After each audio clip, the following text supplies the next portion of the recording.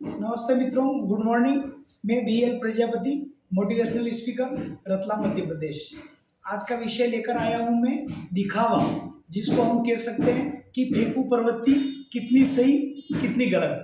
आज के हम देखेंगे तो कई लोग दिखावे की प्रवृत्ति में जी रहे हैं, और दिखावे की प्रवृत्ति में जीना कोई दिक्कत वाली बात नहीं है, लेकिन हम अति ज़्यादा किसी बात को फेंके नहीं, ताकि हमारा कहीं मजाक न उड़ जाए या हमारा ग्राफ नीचे न गिर जाए। आज ये हकीकत है, जो बात हो उस पर हम कायम रहें।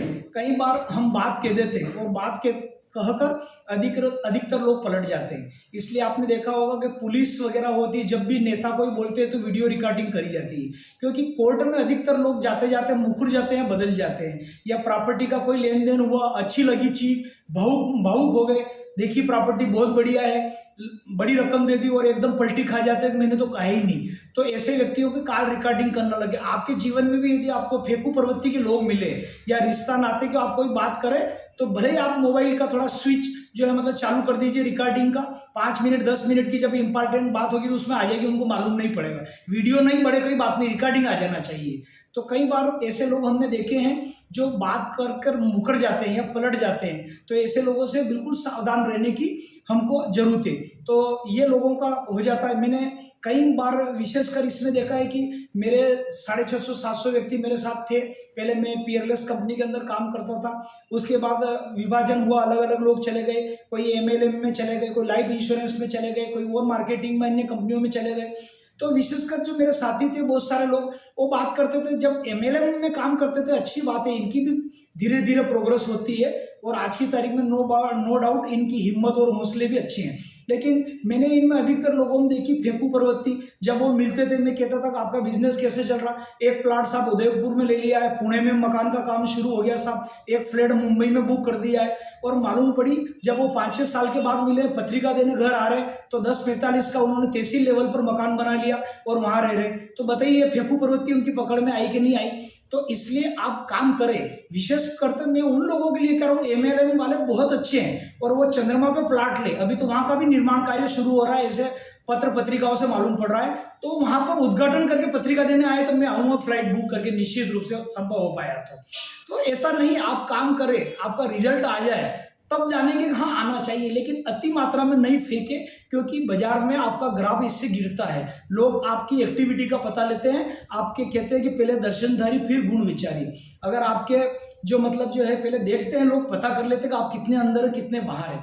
तो बोले एक बात और है, इसके अंदर कथनी और करनी में अंतर नहीं रहते हैं। यानी कि आपका कमिटमेंट है, आपके जूनियर से आपने कमिटमेंट किया या आपके रिलेटिव में किया कि या कोई आपका सौदे की डील हुई, बदले में आप गिफ्ट दे देंगे, तो जो भी आपने सौदा किया है, डन किया, वो गिफ्ट आपको दे देना चाहिए। कथनी और करनी में अंतर नहीं होना चाहिए। कई लोगों को मैं देखता हूं कि वो फ्री के नाम से बिठा लेते हैं, और बिठा के जब मैं उनको देखता हूं तो वह फ्री के जाने के बाद कई मोटिवेशनल सेमिनार में भी गया, तो मालूम पड़ा कि उनका सेमिनार का जो चार्ज अपन ने भरा, वो मोटिवेशनल करते करते बीच में उनके कोर्स आ जाते हैं। ये कोर्स लीजिए, 1 लाख का एक कोर्स, 1.5 लाख का एक कोर्स, 2.5 लाख का एक कोर्स।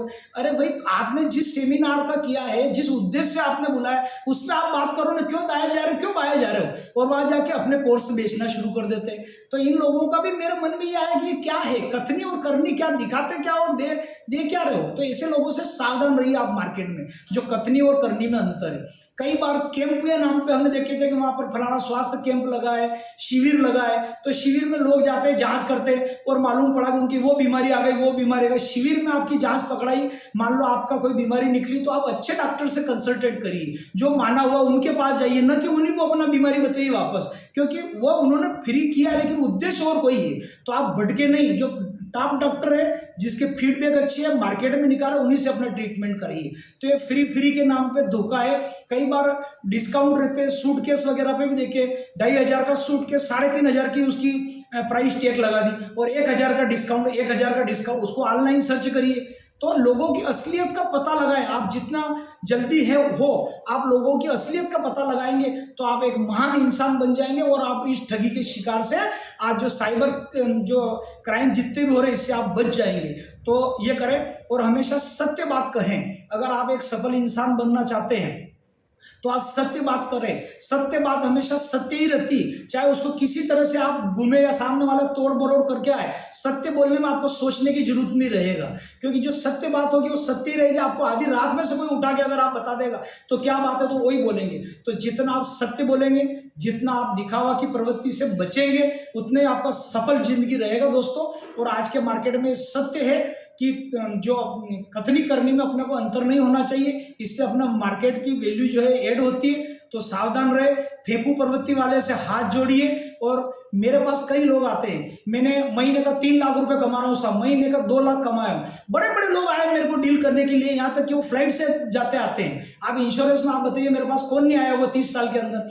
मैंने उनसे बोला कि आप एक काम करिए, आप नेट बैंकिंग यूज करते हैं? बोले हाँ करता हूं। मैंने कहा कौन सी बैंक में खाता है? सर मेरा HDFC में, मैं वहीं बैठता हूं। मैंने कहा आप 6 महीने का स्टेटमेंट आप खोलिए, पहले मैं कहता हूं आपकी मेन आईडी किस में, कि सर इस कोड में, और मेरा सारा कमीशन HDFC में आता है। अब पकड़ में आ गए, मैं उनको बताऊं 6 महीने का आप स्टेटमेंट बताइए अपना। तो जैसे ही 6 महीने का स्टेटमेंट वो डाउनलोडिंग करते हैं और बगले जागने लग जाते हैं, क्योंकि ज्योतिष में रेखाएं देख के ज्योतिष बता सकता है कि आपका ये भाग्य, इतना धन आएगा, इतना नहीं आएगा, इस उम्र में आपकी शादी होगी, वो ज्योतिष बता सकता है। लेकिन 6 महीने का स्टेटमेंट जब बैंक आपसे व्यवहार करती है ना, लेन देन, कि यार ठीक है ये हमारा दामाद कैसा रहेगा, बैंक जो आपको चुनती है वो पहले 6 महीने का आपका फीडबैक निकालती है कि दामाद जी का 6 महीने का फीडबैक कैसा है। भागते फिरते कई लोग मेरे पास आते हैं, जब मैं उनके 6 महीने का की इनकम का स्टेटमेंट मांगता हूं तो भागते फिरते हैं।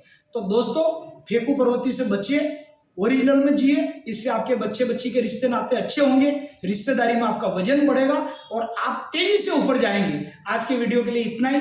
वीडियो आपको यदि अच्छा लगा हो तो इसको आप आगे शेयर करिए अधिक से अधिक। मेरा वीडियो यूट्यूब लिंक है BL Prajapati motivational speaker Ratlam, अधिक से अधिक इसको सब्सक्राइब करें, लाइक करें। आज के लिए इतना।